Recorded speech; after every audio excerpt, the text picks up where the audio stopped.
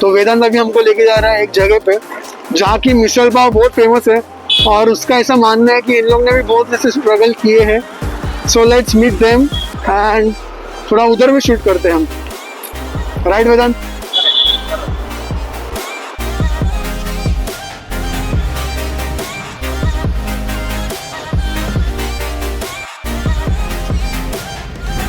तो so guys अभी हम आए जुन्नर अंबेगाव मिसळ हाउस जो कि है उल्वे में और इनके जो ओनर है ज्ञानदेव काका. चलो हम उनसे बात करते हैं.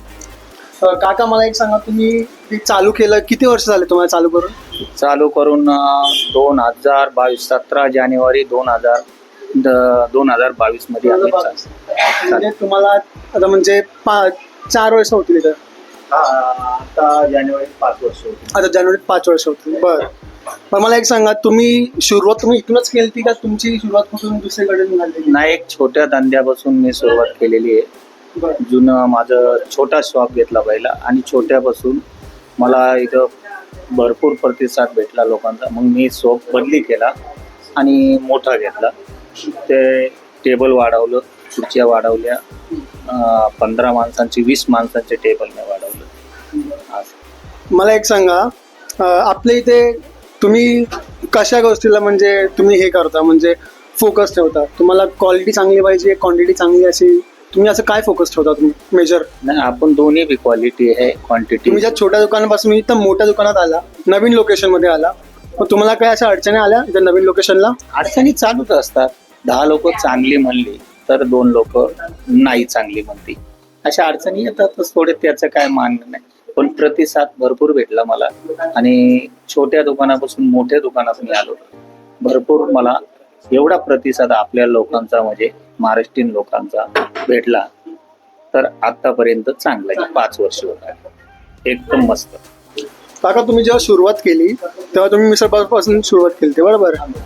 मग आता तुम्ही जे तुमचा शॉप आहे आता याच्यात तुम्हाला अजून काय काय तुम्ही प्रोव्हाइड करतायत लोकांना? पहिली सुरुवात आपण मिसळ पासूनच केली. मिसळ, वडापाव, भजिया आणि बाकी काय नव्हतं. एवढंच 4-5 आयटम. आता माझं 12 आयटम आहे. एक पाव पेटीस आहे, भजी येतो आहे, वडापाव आहे, सोलकढी वाढवली मी, पावभाजी वाढवली आणि बाकीचं विषय चालू. फरसाण आहे, भेळ आहे, हे आयटम जे वाढवले. गुलाबजामुन आहे माझ्याकडे, हे आयटम मी वाढवले. एकूण 12 आयटम माझ्याकडे आहे. सांगा तुमचं सर्वात मोठं मोटिवेशन काय आहे या शॉपला चालवण्यासाठी? चालवलं म्हणजे प्रेमाने राहणं, गिरायकासंगती प्रेमाने राहणं, गिरायकांना सर्व्हिस चांगलं देणं, हे मोठं प्रेरणादायक. काका एक शेवटचा प्रश्न विचारतो तुम्हाला मी. समजा माझ्यासारखा किंवा आमच्यासारखं कोण असं लहान मुलं किंवा यंग जनरेशनचे मुलं आले तुमच्याकडे ॲडवाईस मागायला की आम्ही पण बिझनेस स्टार्ट करणार आहे, मग तुम्ही काय ॲडवाईस देणार त्यांना? नाही, बिझनेस स्टार्ट करू द्या. बिझनेस चालत चांगलंच करा, कष्ट करा, बिझनेस करा. ज्याचं ते पुढं कष्ट केल्याशिवाय फळ कुठंच नाही.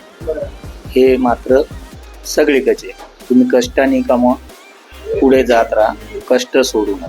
कष्ट करीत राहा, चांगले राहा, इनामदारी राहा, सर्व गिरायकासंग प्रेमाने राहा. सर्व चालूच राहा. धंदा काही बंद नाही. ठीक आहे काका, धन्यवाद तुमचं वेळ देण्यासाठी. ऑल द बेस्ट आणि आम्ही येत राहू परत इथे. नक्कीच. सो गाइस, आज हमने 2 लोग से बात की है.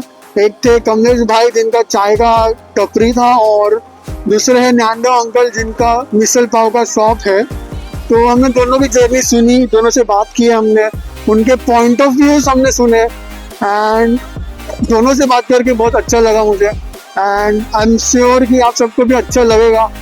सो वीडियो में देखना, मेरे को बताना कैसा लगा आपको वीडियो. कुछ चेंजेस रहेंगे तो आप बताना मेरे को, कुछ इम्प्रूवमेंट्स होंगे तो वो भी बताना. एंड में अगर आप यहाँ तक आ ही गए हो वीडियो के तो फिर आपको तो पता है क्या करना है. Like, share, subscribe and take care guys. चलो बाय.